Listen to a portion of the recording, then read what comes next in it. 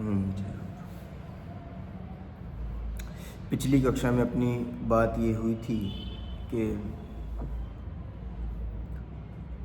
एक द्रव्य दूसरे द्रव्य को स्पर्श नहीं करता ना, इस पर अपनी बातचीत हुई थी।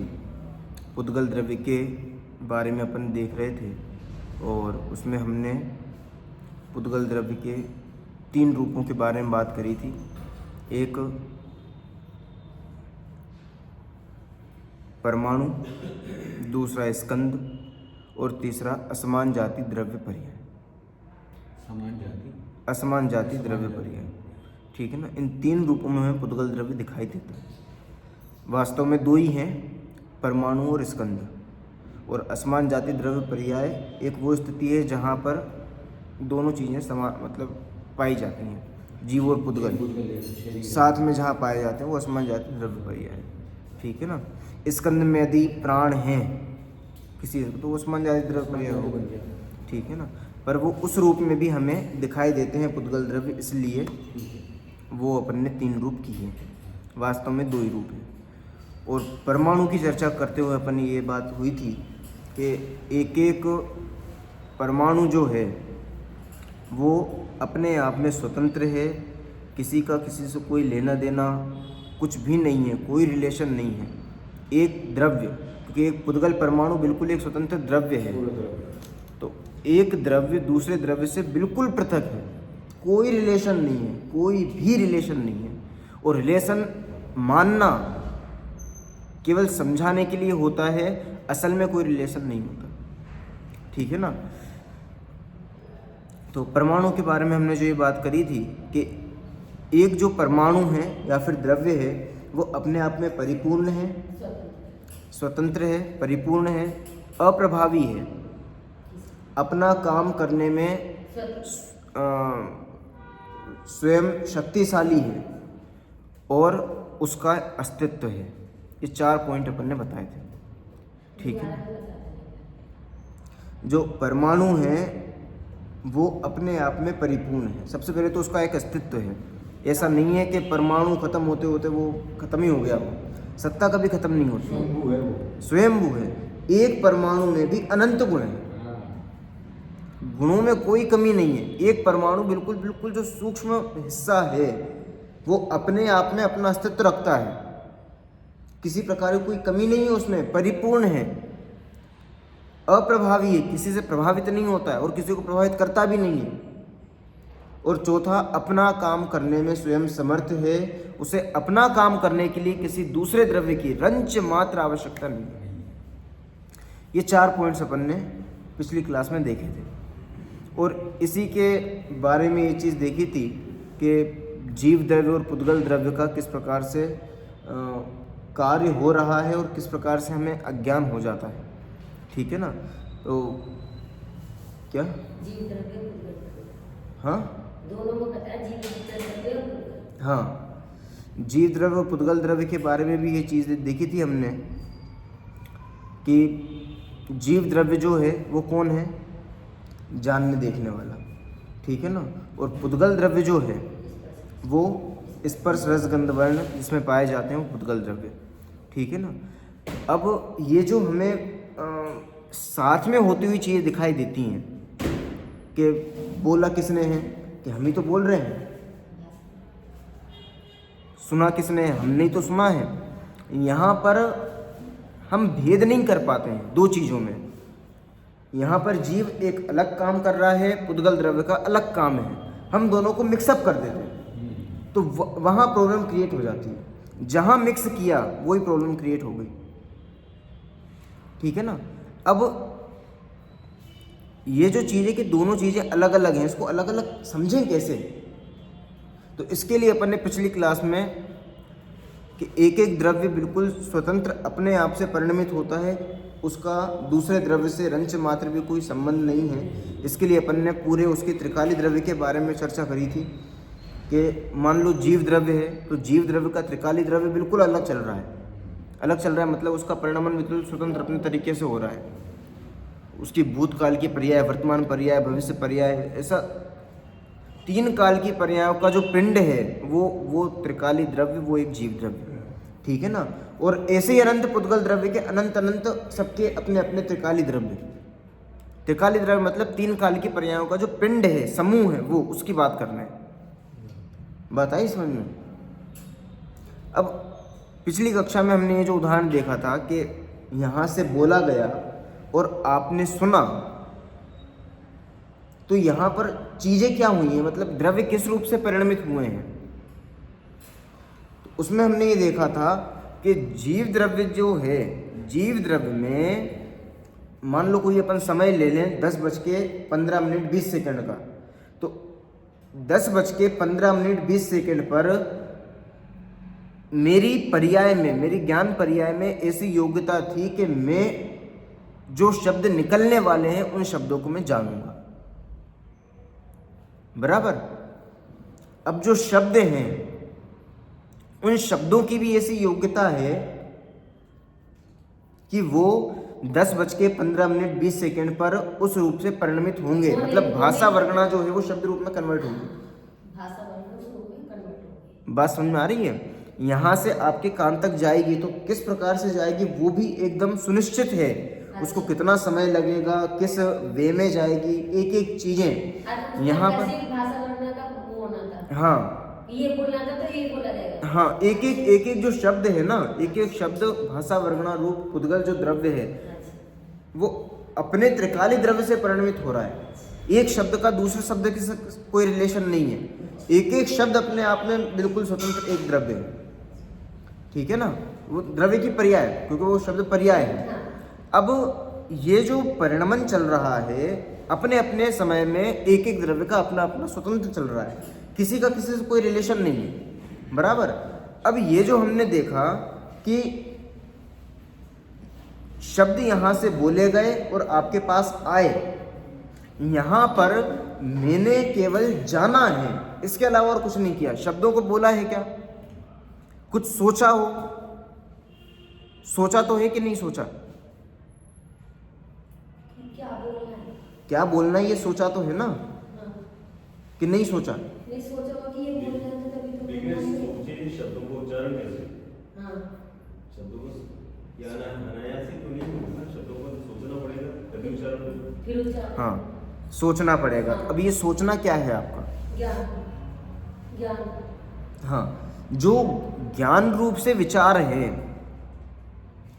वो तो जीव के खाते में है, पर द्रव्य मन रूप जो सोचने का काम हो रहा है, मतलब सोचना जो है वो वास्तव में तो ज्ञानात्मक क्रिया है, ठीक है ना।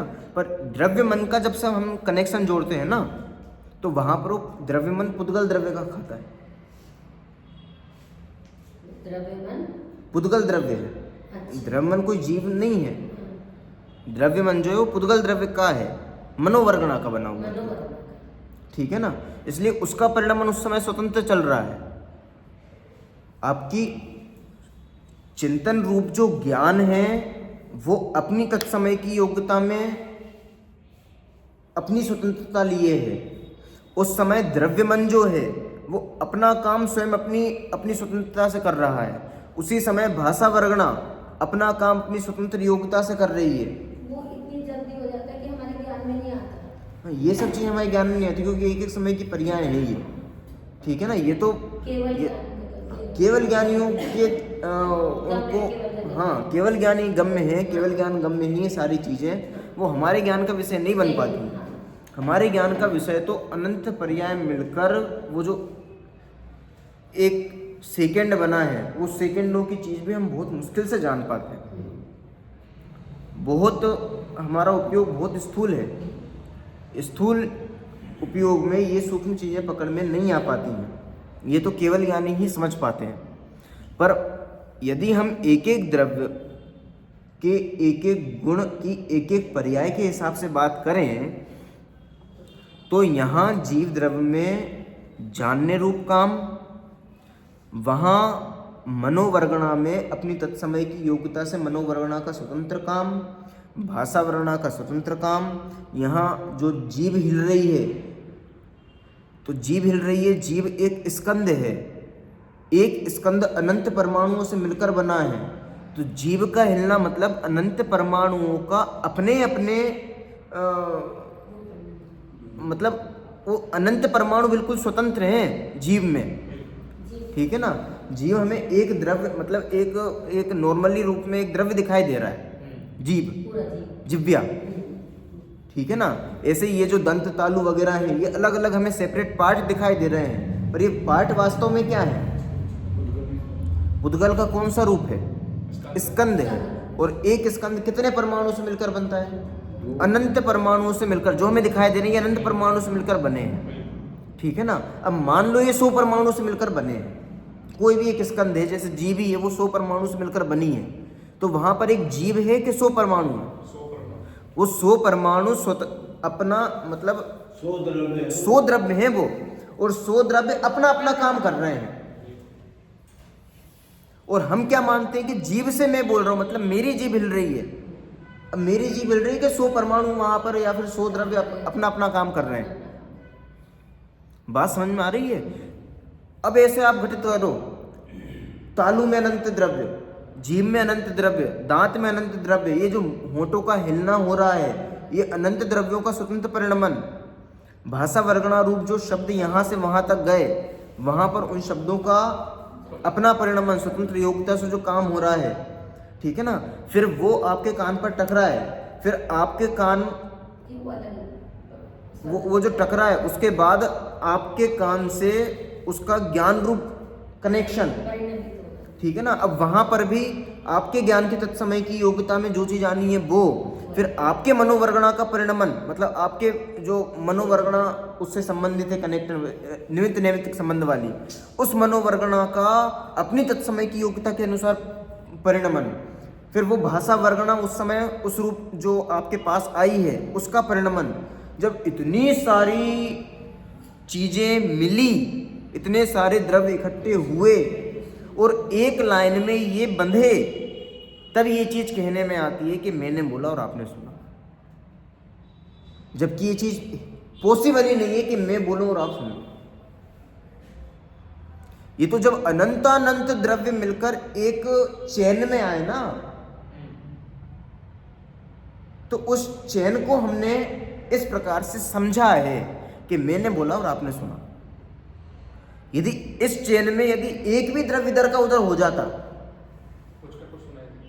तो कुछ का कुछ सुनाई देता। मान लो जीव जो है 100 पुद्गल परमाणु की मिलकर बनी हुई है, उसमें एक भी गड़बड़ हो जाए तो बोलना चाहो क निकले ब। तो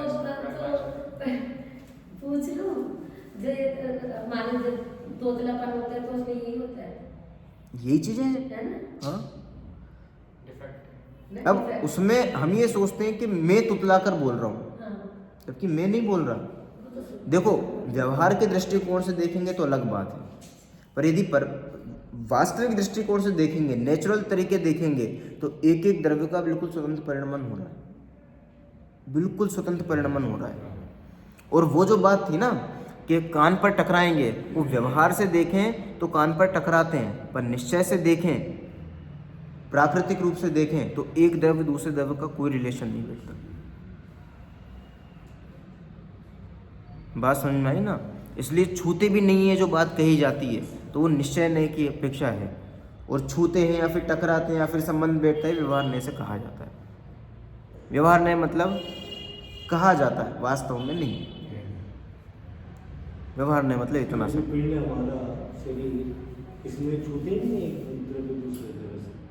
ये व्यवहार नहीं से कहा जाती हैं सारी चीजें। एक एक पुद्गल परमाणु बिल्कुल स्वतंत्र सत्ता नहीं, एक दूसरे के रूप नहीं होते, स्वचतुष्टय में रहते हैं, मगर इसके बावजूद भी मिल तो रहे हैं। ये व्यवहार नहीं से कहा जाता है, ये तो मैं कह रहा हूँ। ये मैंने सब पूछ लिया इसलिए कह रहा हूँ मैं सारी, क्योंकि मैंने पहले तो पढ़ा है, ऊपर से जब अपनी चर्चा हुई तो पूछा है, सबसे विद्वानों से बात करी है, और ये तो बिल्कुल स्पष्ट बातें हैं अपनी कि एक द्रव्य दूसरे द्रव्य को बिल्कुल टच नहीं कर सकता। वो सही है, लेकिन ठीक है ना। व्यवहार नहीं से कहा यही जाएगा कि टकरा रहे हैं शब्द। पुद्गल जो है वो उसमें तो स्पर्श गुण है ना। स्पर्श गुण इसलिए नहीं है, वही तो मैं कह रहा हूँ, व्यवहार नहीं से ये कही जाती है। स्पर्श गुण खुद का गुण है, उसमें दूसरे द्रव्य को इफेक्ट नहीं पहुंचाता, तो हम दूसरे द्रव्य को छूते हुए ये चीज नहीं बनती। तो वो दोनों ही परमाणु में स्पर्शन गुण है ना। अब ये मैं समझ गया। अगर मान लो ये कहे कि एक दूसरे को छू नहीं रहा तो ये स्कंद नहीं है। स्कंद का मतलब क्या है? व्यवहार नय से स्कंद रूप चीजें कही जाती हैं, पर एक्चुअल में सारे द्रव्य अपने अपने में हैं। उनका जो स्पर्श गुण है, उनका जो स्पर्श गुण है ना, वो उनका खुद का सेपरेट गुण है। यदि आप परमाणु परमाणु की बात करो, एक एक स्वतंत्र द्रव्य की बात करो, तो अनंत द्रव्य के जो अनंत गुण हैं उनका रिलेशन किसी दूसरे के साथ जोड़ने के लिए नहीं था। क्यों? क्योंकि एक द्रव्य दूसरे द्रव्य को प्रभावित नहीं करता, तो छू कैसे सकता है? छूने का मतलब ये है कि देखो, सिर्फ पुद्गल में ही स्पर्शन गुण है, हाँ। बाकी द्रव्य में तो है नहीं है, हाँ, तो बराबर। वो बाकी के दो द्रव्य तो छूते ही नहीं। लेकिन जब स्कंद, जब पुद्गल के साथ जाके बैठता है, तब तो वो स्पर्श भी करता है और जुड़ता भी। ये वो अपने चतुष्टय में रहता है, वो एक दूसरे में कोई भी उसको हस्तक्षेप नहीं करता। इतना मिले हुए होने पर भी उसकी अपनी स्वतंत्र मर्यादा है, स्वतंत्र उसकी अपनी एक आइडेंटिटी है। हाँ। ये सब है, मगर छूटा नहीं है। ये बात मुझे अभी भी डाइजेस्ट नहीं हुई। ये दोनों चीजें तो आप ही तो कह रहे हो, सही तो कह रहे हो। तो फिर आप ये मानो ना कि छूटा तो है, ये व्यवहार क्या है? मैं यही चीज तो कह रहा हूँ, वो स्वतंत्र द्रव्य है, आइडेंटिटी उनकी स्वतंत्र ही, निश्चय नय का कथन है, और वो छूता ही व्यवहार नय का कथन है। हाँ, तो छूता तो है ना। व्यवहार नय से छूता है, मतलब कहा जाता है, वास्तव में नहीं है। देखो, दो बाकी के दो द्रव्य आपस में नहीं छू सकते, लेकिन दो परमाणु भी नहीं, वो स्कंद रूप जो बना और उसमें आया कि जो स्कंद में यही चीज तो मैं बता रहा हूँ। स्कंद मतलब क्या? स्कंद मतलब जीव, मतलब एक स्कंद नहीं है। मतलब स्कंद कहा यही जाता है स्कंद है, पर एक्चुअल में क्या है? वो वहाँ 100 परमाणु हैं। बिल्कुल सही है। हाँ। कौन कह रहा है? वो तो सिंगल परमाणु अपने में द्रव्य है। हाँ, तो वो जाके उसमें ये भी है, जिसके अंदर एक तो होता है ना रुक्ष और स्निग्ध। स्निग्ध, हाँ। वो आपस में मिलते हैं। हाँ। रोचनदार जी में आया हुआ है। बिल्कुल सही वो बात जो है। मिलते हैं वो फिर व्यवहार से ये कहो कि भाई ये एक दूसरे के रूप नहीं होते, एक दूसरे में इंटरफेरेंस नहीं करते, अपनी आइडेंटिटी है। सारी बात सही है, मतलब छूट भी नहीं सकते, छूते नहीं है। ये बात तो मैं उस दिन भी कह रहा था, छू नहीं सकते, छूते नहीं है, वो अलग उसकी परिभाषा है। क्यों? क्योंकि एक अपना द्रव्य परमाणु अपने में स्वतंत्र है, वो दूसरे में हस्तक्षेप नहीं कर सकता। बिल्कुल। ये उसकी जो है, क्योंकि चतुष्टय है, तो ये तो उसकी मर्यादा है। हाँ। उस अपेक्षा से देखोगे तो आप कहोगे कि वो अलग स्वतंत्र है, लेकिन वो सब मिले हुए तो है ही ना। मैं यही तो कह रहा हूँ, मिले हुए हैं, ये हमें व्यवहार नय बताता है। व्यवहार नय से यही बोलेंगे, मिले हुए हैं, छू रहे हैं, एक दूसरे से संबंध है, एक दूसरे से बंध बना हुआ है, इसने एक दूसरे तो बंध, ये सब व्यवहार नय का कथन है। तो व्यवहार नय का कथन है, तो वहाँ ऐसा क्यों नहीं आ जाता? ये शरीर और आत्मा एक दूसरे को छूते हैं, वहाँ तो आया कि नहीं छूते? तो व्यवहार से अगर कह सकते हैं कि छूते हैं, तो समझाते हैं ना ये चीज़ें। आप अलग अलग शास्त्रों में पढ़ोगे, आपको विवक्षाएं मिल जाएंगी सारी चीज़ें, ठीक है ना। व्यवहार नय से ये चीज़ें बनती हैं, और निश्चय नय से देखो आप तो एक एक द्रव्य स्वतंत्रता की घोषणा करते उसकी तो कोई वो है ही हैं, नहीं। ठीक है ना। चलो, और देखना इसके बारे में, ठीक है ना। वो तो मैंने देखा ही क्या, मैंने बहुतों से बात भी की है। हाँ। तो उनका भी यही मंतव्य है कि भाई ये कहना कि छूते ही नहीं, ये बात तो सही नहीं है। छूने के बाद ही स्कंद बनता है। ये अखंड, ये पूरा का पूरा शरीर जो है अखंड है ना। अखंड होते हुए भी एक एक परमाणु अपने आप में एक इकाई है, उसकी स्वतंत्र वो है, वो द्रव्य है। इसके बावजूद भी है तो सब एक साथ ही ना। और परमाणु परमाणु को छू सकता है, दो द्रव्यों में स्पर्शन गुण ही नहीं है। देखो, यही चीज़ मैं बता रहा हूँ, परमाणु परमाणु को छू सकते हैं, व्यवहार नय है। व्यवहार नय मतलब कहा जाता है नहीं, समझाने के लिए कहा जाता तो है, शरीर वास्तव में अन्योन्य भाव।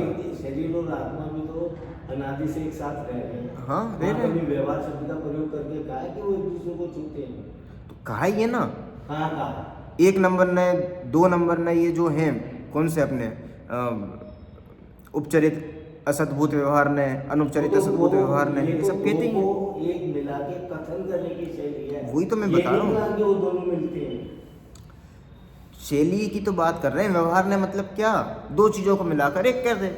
यहाँ पर अपन ने 2 पुद्गल परमाणु को मिलाकर एक कर दिया, और ये कह रहे हैं कि वो तो छूता आपके है, हिसाब से मिलता है। दो भिन्न भिन्न द्रव्यों की बात करें और दो परमाणु की बात करें, एक ही है, ऐसा नहीं।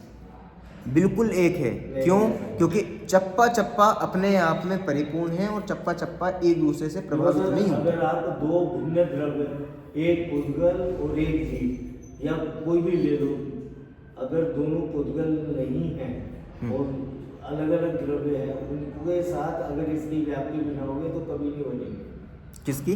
कि जो दो उद्गल परमाणु है उनमें दोनों में स्पर्शन गुण है, बाकी दो और द्रव्य जो भिन्न भिन्न द्रव्य उनमें होते ही नहीं। हाँ। क्योंकि अगर दोनों द्रव्यों में स्पर्शन गुण होगा तभी आपस में छू सकते हैं, तब वो वहाँ छू ही नहीं सकते, और यहाँ पर वो छू रहे हैं। इसके बावजूद भी ये कहना कि उनमें और इनमें कोई फर्क नहीं है, ये थोड़ा सा मुझे डाइजेस्ट हो रहा है। वो अब देखो चलो आप सबकी अपना अलग अलग वो है, इसको तो- ठीक है ना। इसमें केवल इतना है, व्यवहार में ऐसे कहा जाता है नहीं, वास्तव में जो चीज़ें वो आपको पता ही है, ठीक है ना। इतनी ही चीज़ लेकिन जब हम शरीर और आत्मा की बात करते हैं तो 1000 बार ये आता है, आज तक इसने एक दूसरे को छुआ नहीं है, एक हाँ। दूसरे को छुआ नहीं। क्यों? क्योंकि दोनों भिन्न द्रव्य तो हैं। पुद्गल द्रव्य में की चीज़ क्यों बताएंगे? क्योंकि उससे रिलेशन नहीं है अपना। यहाँ पर तो अपनी बात है ना, अपन खुद खड़े हुए हैं जीव द्रव्य के साथ, तो वहाँ पर आचार्यों ने बताया। अब वहाँ पर अपने संबंध ही नहीं था, तो वहाँ पर क्यों बताते वो? लेकिन उसकी व्याख्या तो प्रवचन जी में पूरी दी है ना कि कौन सा किसके साथ जुड़ान करता है, 2 4 6 8 होगा, 1 3 5 ऐसे एक दूसरे के विषम संख्या से नहीं जुड़ेगा, ये भी क्लियर है। वो बिल्कुल सही बातें हैं, पर ये चीज़ें सब समझाने के लिए हैं, समझने के लिए हैं, चलो बोलने के लिए हैं, मानने के लिए नहीं है, चलो ठीक है ना। चलो, तो ये अपन ने एक एक द्रव्य का, एक एक जो द्रव्य में जो परिणमन हो रहा है उसके हिसाब से जब चेन बनती है तो कोई एक काम होता हुआ दिखाई देता है। वास्तव में वो जो काम हुआ है वो हम कर रहे हों ऐसा नहीं है। बहुत सारी जब ये चीज़ आती है ना कि यदि ये जितने भी काम हो रहे हैं हम नहीं कर रहे हैं तो फिर हमारी वैल्यू कहाँ रही? ये चीज़ सबसे ज़्यादा खड़ी होती है, ठीक है ना। अब जैसे थॉमस एडिसन ने बल्ब बनाया, तो आज आप उसके गुणगान गाती हैं कि आज थॉमस एडिसन नहीं होता तो आज बल्ब नहीं होता। जिसने मोबाइल बनाया है, यदि वो व्यक्ति नहीं होता तो आज हम बात कैसे कर रहे होते? तो आज उसकी महिमा आती है ना। और यहाँ पर आप कह रहे हो कि ये जितने भी कार्य हो रहे हैं ये सारे अपनी योग्यता से हो रहे हैं। आप किसी व्यक्ति जो व्यक्ति सबसे इम्पोर्टेंट था उसको आप हटा दो कि वो भी करता नहीं है, तो ऐसा आप कैसे कर सकते हो? क्योंकि इसमें हमारी वैल्यू खत्म होती हुई दिखाई देती है। प्रश्न समझ में आ रहा है आपको कि हमने इतने मुश्किलों से काम किया, इतना बड़ा मतलब समझ लो अपने एक बहुत बड़ा घर बनाया, और आप कह रहे हो कि घर आपने बनाया नहीं है। खोज करी हो, हैं, खोज करी हमने, इतना मुश्किल से हमने इतना वर्क किया, इतना सारी पढ़ के चीज़ें निकाली हैं, और आप कह रहे हैं आपने कुछ भी नहीं किया, ये सारा अपनी योग्यता से हो गया। क्योंकि जो जीव का कार्य करने का क्षेत्र है वो केवल जानना और देखना है, इसके अलावा उसका क्षेत्र है नहीं। अब वो जितने भी काम है सब निमित्त नैमित्तिक की अपेक्षा से कहे गए हैं। हाँ। अब वो उसके अंदर उसे पार्टी बनाना कहना ये औपचारिकता है, वरना वो उसके ज्ञाता दृष्टा के अलावा वो कर ही क्या सकता है। इसीलिए कहा कि अनादि से तूने आज तक किया क्या है? कुछ भी नहीं किया। वहाँ उसको अपने पुरुषार्थ और कर्तव्य का ऐसा लगता है कि वो पूरी तरह क्लियर हो गया, बिल्कुल साफ हो गया, और उसके कर्तृत्व का जो है ना वो आज तक अहम जो लेके घूम रहा था वो जमीन पे आ गया, तो वो उसे एक्सेप्ट नहीं करता। और हकीकत तो यही है ना कि जो जिस कार्य को करने की क्षमता ही नहीं, अब हमारे अनंत सिद्ध मिलके एक कागज में इसको पलट नहीं सकते, नहीं पलट सकते क्योंकि क्षेत्र ही नहीं है। बिल्कुल। तो ये बात तो समझ नहीं, वो कहते हैं कि जम्बूद्वीप पलट देंगे, वो क्या जम्बूद्वीप पलटेंगे? उनका कार्य क्षेत्र ही नहीं है, ज्ञाता दृष्टा उनका काम है। तो बात वही है कि हमने इतनी मेहनत से ये काम किया और आप कहते हो कि आप कुछ भी नहीं करते, तो हमारी वैल्यू ज़ीरो हो गई। थॉमस एडिसन की वैल्यू ज़ीरो, कुछ भी नहीं किया उसने।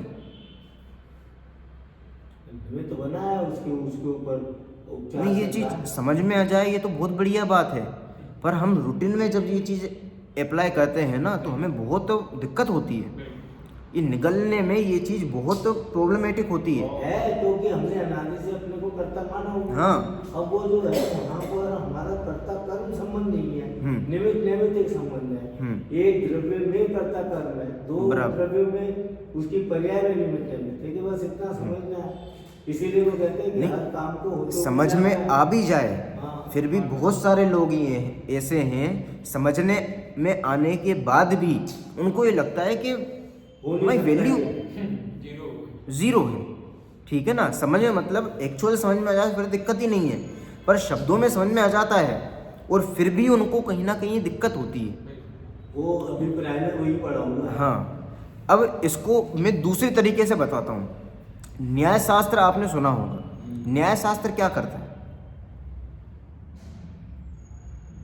न्याय शास्त्र सारा न्याय की बात करता है। न्याय की बात करता है, मतलब और किसके बारे में? हर द्रव्य के बारे में, एक एक द्रव्य के बारे में, चाहे वो पुद्गल द्रव्य हो चाहे वो जीव द्रव्य, एक एक द्रव्य के बारे में न्याय करता है, किसी के साथ अन्याय नहीं होने देता। और वास्तव में विश्व व्यवस्था में किसी के साथ अन्याय होता भी नहीं।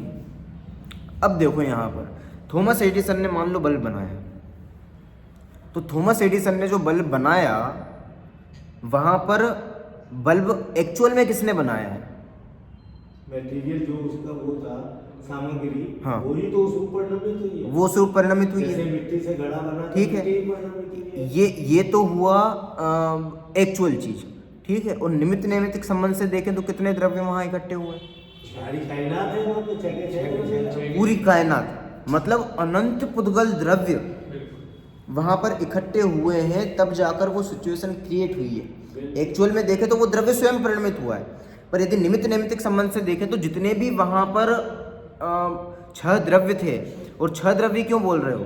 6 द्रव्य मतलब अनंत द्रव्य मिलकर वो जो एक कनेक्टिविटी बनी है, वो एक जो चेन की बात मैं कर रहा हूँ कि यहाँ पर मैंने बोला और आपने सुना, तो जैसे यहाँ पर एक चेन बनी है, उसमें एक भी द्रव्य इधर उधर हुआ तो मिसमैच हो जाता है, वो बात बन नहीं पाती। वो अनंत द्रव्य जब सीक्वेंस में होंगे तब वो जाके एक चीज कंप्लीट होगी।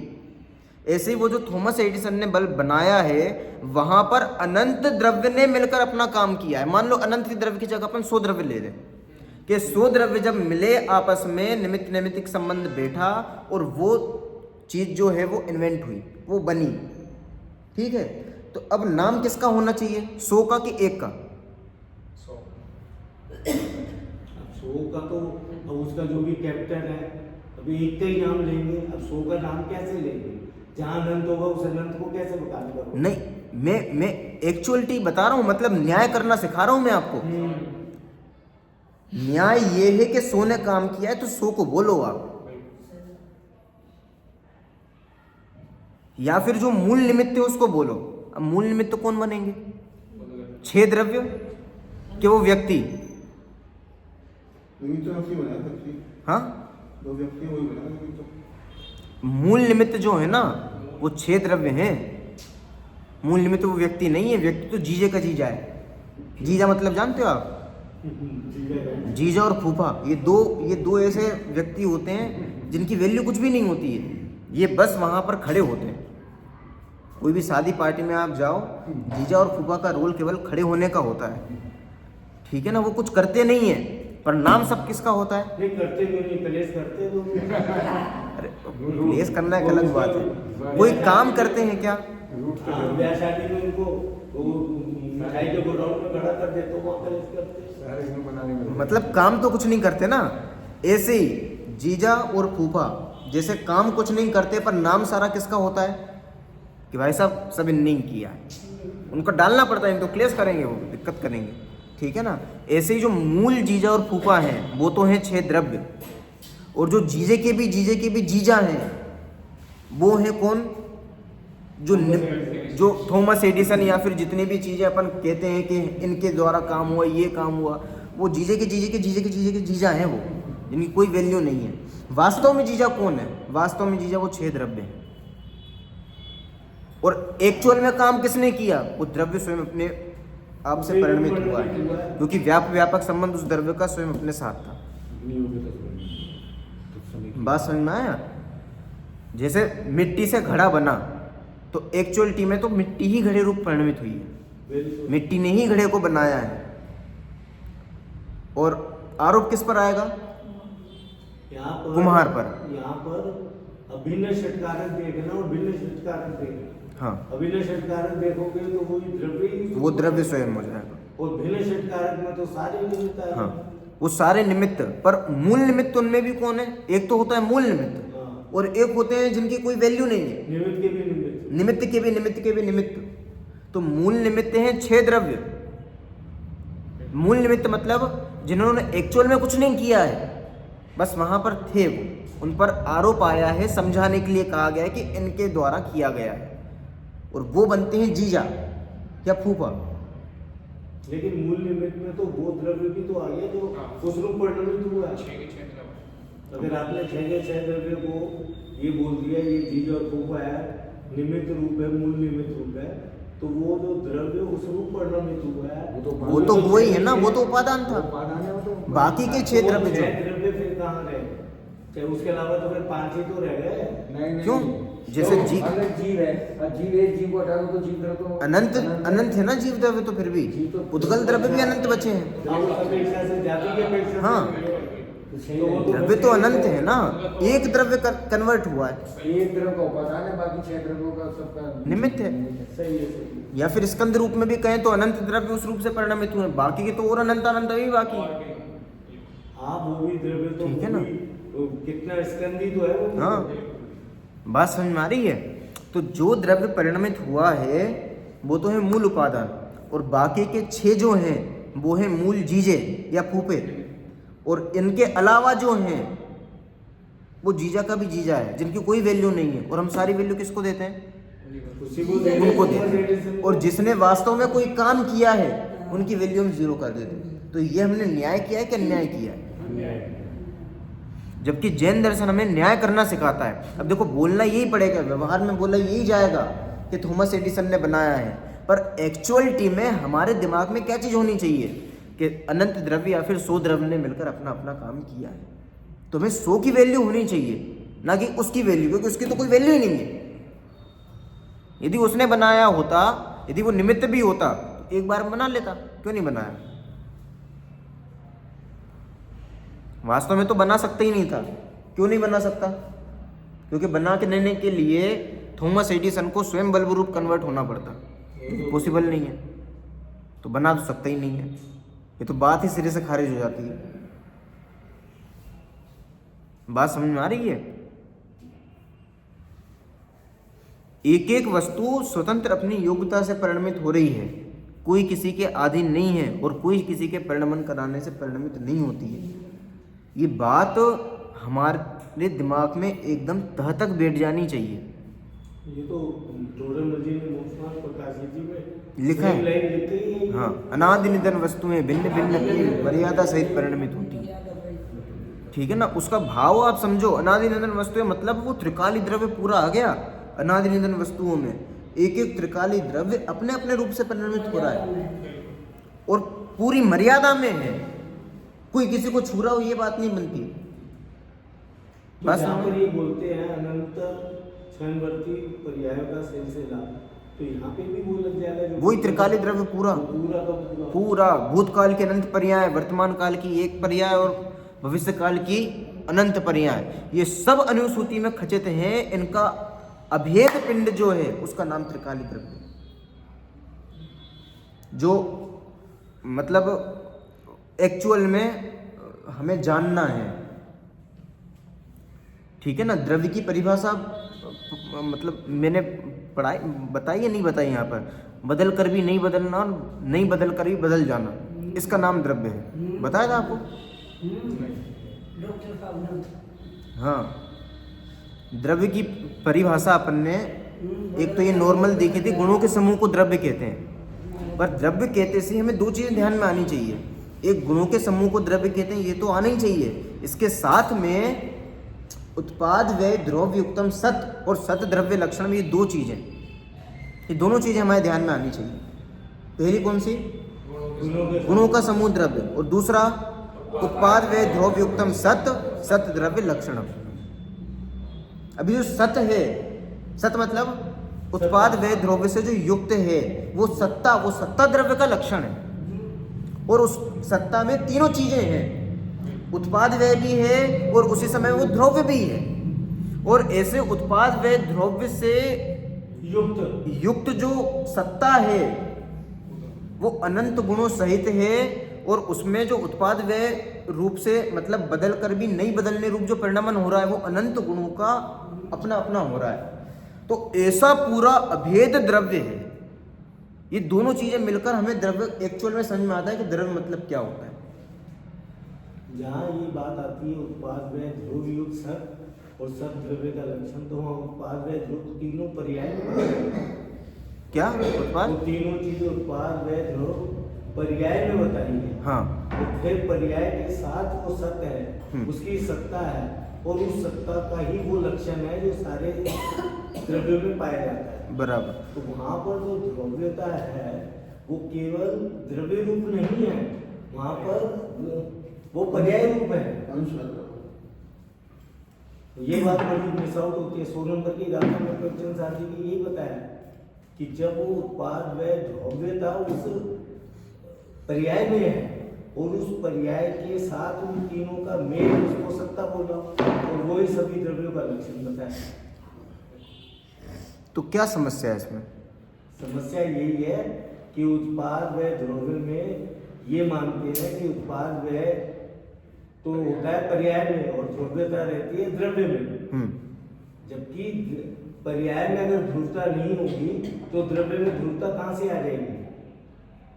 तो वहाँ उत्पाद व्यय द्रव्य वो तीनों पर्याय में हो रही है, और वो पर्याय को ही सत बताया, और वो सत को ही द्रव्य का सारे द्रव्यों का लक्षण बताया।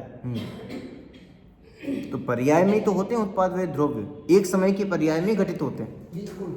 वही मैं बोल रहा हूँ कि हाँ। उस समय जिस समय उत्पाद हुआ व्यय हुआ उसी समय वो ध्रुव भी रहा। हाँ। पर्याय में। हाँ। वो पर्याय में ध्रुव है, इसीलिए द्रव्य में ध्रुवता है। हाँ, बराबर, ठीक है ना। अब इसी चीज को आप दूसरे रूप में देखो ना, तो बदल कर भी जो नहीं बदले और बिना बदले बदल जाए उसका नाम द्रव्य है, ठीक है ना। बदल कर भी नहीं बदलना मतलब, बदलना मतलब उत्पाद व्यय होना, ये है बदलाव। और नहीं बदलना मतलब ध्रुवता, कि वो उस समय वैसे ही बना हुआ है।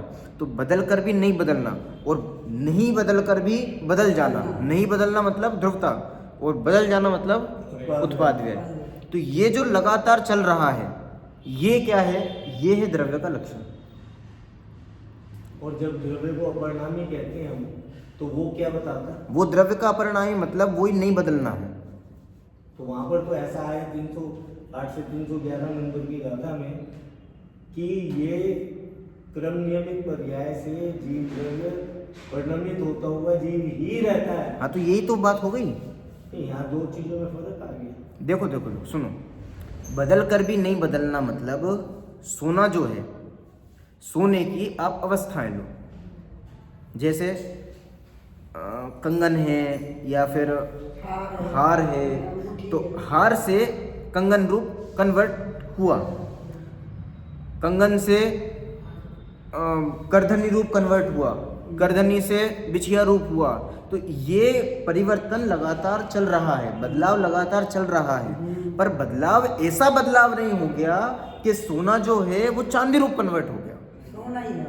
सोना सोना ही रहा चारों ही अवस्था में, चाहे कंगन से हार रूप हुआ हो, हार से करधनी रूप हुआ हो, करधनी से बिछिया रूप हुआ हो, ये बदलाव तो चल रहा है। इस बदलाव का नाम है उत्पाद व्यय।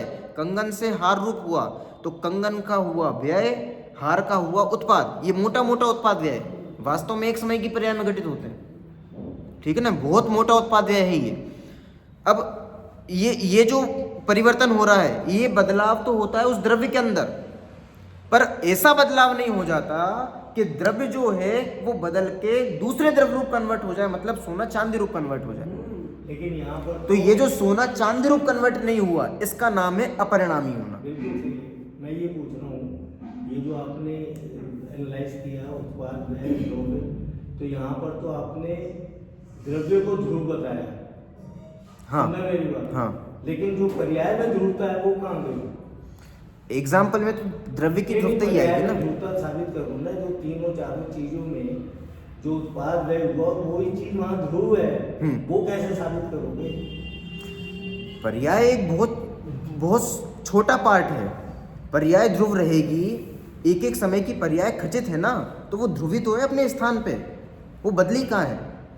उस ध्रुवता का नाम यहाँ ध्रुवत्व नहीं है। वो ये बताना चाह रहे हैं कि जो तीन चार चीजें आपस में परिवर्तित होकर उनकी अवस्थाएं बदली, और जो नहीं बदला ध्रुव रूप से रहा तो सोना।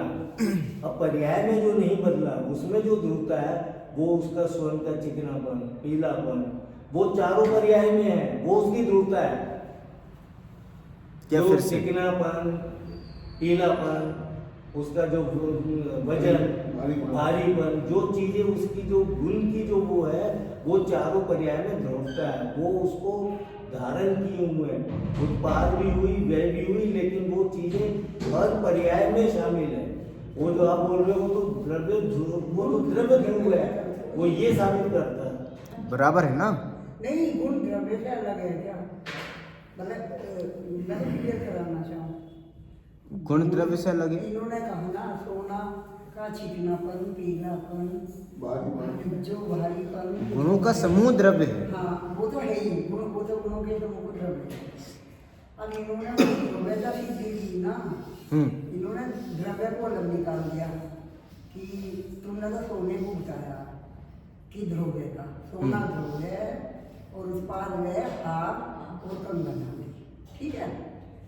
अब ये कहना चाहिए जो पर्याय में जो ध्रुव्यता है कि वो तो समझ में आ रही कि पर्याय एक समय की आ रही जा रही, वो तो उत्पाद व्यय हो गई, लेकिन ध्रुव्यता इन्होंने गुणों में सिद्धि की।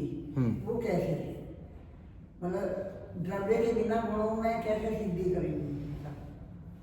जैसे उसे गुणों के समूह को तो द्रव्य कह रहे, और फिर कह रहे कि गुणों में ध्रुव्यता, यानी कि पर्याय की ध्रुव्यता को गुणों में लीजिए, तो फिर तो वो गुणों में होगी ध्रुव्यता, तो गुणों में ध्रुव्यता होगी तो वो द्रव्य में होगी। हाँ ये भी है, गुणों की पर्याय होती है, पर्याय में ध्रुवता है। जब तक आप पर्याय में ध्रुवता नहीं मानोगे, द्रव्य में ध्रुवता नहीं मान सकते आप। तो पर्याय तो ध्रुव है ही ना। आप तो पूरा पढ़ लो, ऐसे क्लियर हो जाएगा। पर्याय में तो ध्रुवता है ही ना। तो वो पर्याय में ध्रुवता, ये तो साबित करो कि उसमें जो ध्रुवता क्या है, उसका जो पीलापन, चिकनापन, भारीपन, वो ध्रुवता है उसमें, जो एक पर्याय से दूसरे पर्याय में नाश होते हुए भी सब पर्यायों में समान रूप से एक वो था। और वो आप सोने को साबित करो, सोना तो द्रव्य है, द्रव्य तो ध्रुव है ही, उसे कौन मना कर रहा है? लेकिन पर्याय में ध्रुवता है, वो साबित करने के लिए आपको उसका पीलापन, चिकनापन और ये भारीपन नहीं बताना पड़ेगा। आम का उदाहरण दिया है। हाँ समझ गया मैं। अच्छा मैं ठीक है ना? ऐसा लेना चाहूँगी कि मतलब कि जो जानन हारा है जीव, जानन हारा जो पता चला जा रहा वो ध्रुव है। हाँ मैं तो उसको लेती हूँ, और उसमें एक समय उत्पाद भी हो रहा, व्यय भी हो रहा, एक पर्याय जारी है, एक पर्याय मेरे तो ऐसा होती है पर्याय की सिद्धि, और द्रव्य की सिद्धि जो कर ही लेते हैं इस बात पे, जो उसमें जैसे आपने कैसे बताया। हाँ तो बताओ कैसे करें? ये गुणों वाले मेरी समझ में कम है, आप बताइएगा प्लीज। देखो, हाँ नॉर्मली यही चीज़ देखी जाती है द्रव्य की अपेक्षा, जो कहते हैं अपन कि द्रव्य बदलते हुए भी नहीं बदलता है और बिना बदले बदल जाता है। नॉर्मल रूप में यही चीज़ कही जाती है। थोड़ी और सूक्ष्मता में जाएं तो गुणों की भी सिद्धि अपन कर सकते हैं, ठीक है ना? कर सकते हैं, क्या होती है, ठीक है ना? कि गुणों में भी जो उसका जो जैसे पुद्गल द्रव्य ले अपन, पुद्गल द्रव्य ले तो पुद्गल द्रव्य के जो स्पर्श रस गंध वर्ण आदि अनंत गुण हैं, तो वो उन अनंत गुणों की जो पर्याय प्रति समय हो रही हैं वो भी स्थायी हैं। स्थायी मतलब अपने समय में वो चीज खचित है। वो पूर्व पर्याय में भी थी, इस समय भी। और हाँ, अगर इसका है ना उदाहरण ऐसा समझो, कोई मनुष्य पर्याय से देव पर्याय में गया, हाँ मनुष्य पर्याय का व्यय हुआ, देह पर्याय का उत्पाद हुआ, मगर वो दोनों ही अवस्था में क्या रहा, वो जीवत्व शक्ति हाँ। नहीं, जीवत्व रहा, और वो जीव द्रव्य अलग है, हाँ। और वो जीवत्व जो है उसका गुण है, और उस गुण की वजह से वो दोनों बनी उसमें रही। तो ये है ठीक है उसकी ना? सिद्धि, बराबर। पर्याय में ध्रुवता की सिद्धि ये है। अरे ऐसे दो द्रव्यों की कर दी थी जो आपने सिद्धि। जीवत करना किसका उसका भाव है, जीवत जीता है, जो जीवत की सिद्धि है वो जीव द्रव्य की है, और दो द्रव्य की पर्याय को मनुष्य कहते हैं। एक ऐसा मान जाता, यहाँ पे तो अपन पहले ही स्पष्ट कर चुके हैं ना, वो चीज अलग है, एक चीज अलग है। हमें यही तो कह हाँ। रही हूँ कि दो द्रव्यों में सिद्धि थोड़ी हुई, एक दो की द्रव्य में सिद्धि नहीं करो। कर रहे हैं, एक ही द्रव्य में कर रहे हैं। एक द्रव्य के जो अनंत गुण हैं, उन अनंत गुणों की जो अनंत अनंत पर्याय हैं, वो भी अपने अपने समय में स्वयंभू हैं। हाँ बस, और जो मनुष्य दिक्कत कहाँ आ रही है? मनुष्य है और जो देह बना वो दो द्रव्य नहीं है, एक ही द्रव्य है। एक ही द्रव्य वो तो तो फिर दो द्रव्य में कहाँ सिद्धि होगी? द्रव्य तो एक ही है, वो जो उसके अंदर जीवत्व है वो गुण है, और उसके वजह से वो दोनों में काम, दोनों में सम्मिलित है। और जो जीव द्रव्य है त्रिकालीय, जो अपनी एक रूपता को नहीं बदलता, वो वाला जो है वो द्रव्य है। तो दोनों में द्रव्य तो एक ही है, द्रव्य दो पिंड कैसे हो जाएंगे? मनुष्य पर्याय जो है अगर लेंगे तो उसमें संयोग अपेक्षा ही तो लेंगे। मनुष्य पर्याय जो जीव और पुद्गल की असमान जाति पर्याय है, तो चारों गति में समान जाति द्रव्य है। हाँ। वो तो एक अलग चीज चल रही है वो ना, अलग चीज है, वो अलग चीज मैं है। पूछना चाह रही हूँ। यहाँ पे दो आप अलग अलग द्रव्यों की बात क्यों कर रहे हो? यहाँ पर सिंगल द्रव्य की बात कर रहे हैं। हाँ। उत्पाद व द्रव्य सिंगल द्रव्य पर घटित हो रहे हैं। जीव द्रव्य में सिद्धि करो खाली, तो जीव द्रव्य में वो तो नहीं है। गुण मतलब उत्पाद व द्रव्य और उसकी पर्याय में बस वो सिद्धि करो। मतलब ये जो मनुष्य पर्याय वो तो देह सिद्धि पर्याय ही है की, ना। ये अलग चीज हो गई। तो मेरे जो आप बोल असमान रहे हैं, जाति द्रव्य एक पर्याय मिनट की सुनो, बात मैं अलग है। बताऊं। जो आप बोल रहे हो वो सिद्धि होगी सिद्ध भगवान में, उसके अलावा कहीं नहीं होगी, क्योंकि उससे पहले तो सब में दो असमान जाति द्रव्य पर्याय है अभियंत अवस्था तक। कैसे हो जाएगी सिद्धि? फिर जो आप बोल रहे हो वो सिद्धि सिर्फ होगी सिद्ध भगवान में। क्या मतलब? केवल जीव कौन है? केवल दो असमान जाति द्रव्य पर्याय मिलके देखो जो जीव है। असमान जाति द्रव्य पर्याय का भैया मेरा क्वेश्चन है, मुझे नींद का समझ में आया, ये क्या कहना चाह रहे हैं? मैं तो मेरा क्वेश्चन है, आप जीव जैसा अभी चल रहा था त्रिकाली द्रव्य का, एक तो त्रिकाली जीव द्रव्य को लेंगे, हम तो जीव का मेन लेंगे ना। तो जीव द्रव्य में आपने एक तो पर्याय के उत्पाद में द्रव्य की चल रही, एक द्रव्य की चल रही, दोनों की अलग अलग। अब मैं एग्जाम्पल देके दोनों की अलग अलग समझा, ये कहना चाह रहा हूं। एक हमारी पकड़ में नहीं आई जीव की और एक एक तो पर्याय वाली, हाँ। उत्पाद व द्रव्य ये जगह पर्याय में, हाँ एक अलग द्रव्य में, द्रव्य के षटकारक अलग और पर्याय के षटकारक अलग जैसे है ना, तो उनके उत्पाद व द्रव्य ताकि दोनों की मुझे जीव, एक जीव द्रव्य, एक जीव द्रव्य, खाली जीव द्रव्य जो गुणों का समूह जीव द्रव्य, उसका उत्पाद व द्रव्य, और एक जो जीव द्रव्य की पर्याय में जो है। ये आप अलग अलग क्यों कर रहे हो? मुझे ये चीज समझ में नहीं आ रही। आप ये ये देखो ना, अनंत पुद्गल द्रव्य मिलकर एक अनंत गुणों का पिंड जो है वो एक द्रव्य है, हाँ, बिल्कुल। ठीक है ना। अब अनंत जो गुण है वो अनंत गुण अनंत अनंत पर्याय, एक एक गुण अनंत अनंत पर्यायों से मिलकर बने हैं, और एक एक पर्याय स्वयंभू है। हाँ, बिल्कुल है। बस तो अब दिक्कत कहाँ रही? आप एक द्रव्य को सिंगल क्यों देख रहे हो? हाँ, वहां पर जैसे आम का इन्होंने एग्जाम्पल दिया। अब आम है, आम में स्पर्श गुण का परिणमन अलग हो रहा है, रस गुण का परिणमन अलग हो रहा है। तो ये अलग अलग दो द्रव्य मिलकर थोड़ी ना अलग नहीं हो रहा है कि स्पर्श गुण अलग है और गंध गुण अलग है, एक ही द्रव्य है। तो उसके क्या नाम जो है मनुष्य की पर्याय में जो दो द्रव्यों की असमान जाति पर्याय, असमान जाति द्रव्य पर्याय तो बिल्कुल ही अलग द्रव्य है ना। तो उसका त्रिकाली द्रव्य बिल्कुल अलग परिणमन कर रहा है और उसके अनंत गुण अलग कर परिणमन कर रहा है। बस वो ही कहना चाह रहे हैं। वो तो दो अलग अलग ही द्रव्य हो गए ना। असमान जाति द्रव्य पर्याय में तो बिल्कुल ही सेपरेशन है, ठीक है ना। अपने ही गुण पर्याय में सिद्धि करना, मैं ये कहना चाह रही हूँ। आज से भी आंसर होगा। क्या टाइमिंग आसन में चलक रहे ना, तो आसन में चलता है गर्मियों में। चलिए ठीक है ना।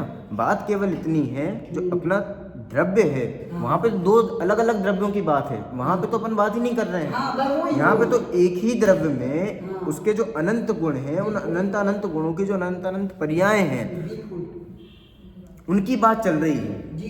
कि उसमें जो उत्पाद व्यय ध्रुव्यपना है ना, वो उत्पाद व्यय ध्रुव्य मतलब बदल कर भी नहीं बदलने रूप जो अवस्था हो रही है, और उससे जो अनुस्यूत क्रम में वो जो द्रव्य का प्रवाह बढ़ता चला जा रहा है, उसका नाम द्रव्य है। द्रव्य की एक परिभाषा आती है जो द्रव्येषु द्रव्य है। तो ये बदलते हुए भी नहीं बदलने रूप जो प्रवाह चल रहा है और वो जो बह रहा है, इसका नाम द्रव्य है। ये चीज समझ में आने के बाद कर्तृत्व पूरी तरीके से खत्म हो जाता है। इस तरह से खत्म होता है कि आप मतलब कर्तृत्व का कुछ अंश भी बाकी नहीं रहे, हथेली पे है। और इसके बाद मतलब कर्तृत्व खत्म हो ही जाता है। जो मोक्ष है ना, एक बड़े पंडित जी की लाइन है, होते हुए शिव होगा, सहज ज्ञाता रहूंगा, नर भव मिला है मैं अपूर्व कार्य करूंगा। पढ़िए आपने ये लाइन? ये होते हुए शिव होगा, इसका मतलब क्या है? जब हमने त्रिकाली द्रव्य को जाना और द्रव्य की परिभाषा समझी कि जो कंटिन्यूअसली बह रहा है, बह रहा है मतलब समझ गए आप, बिल्कुल परिणम रहा है, और वो उसी द्रव्यत्व की वजह से तो द्रव्य बनते हाँ थे।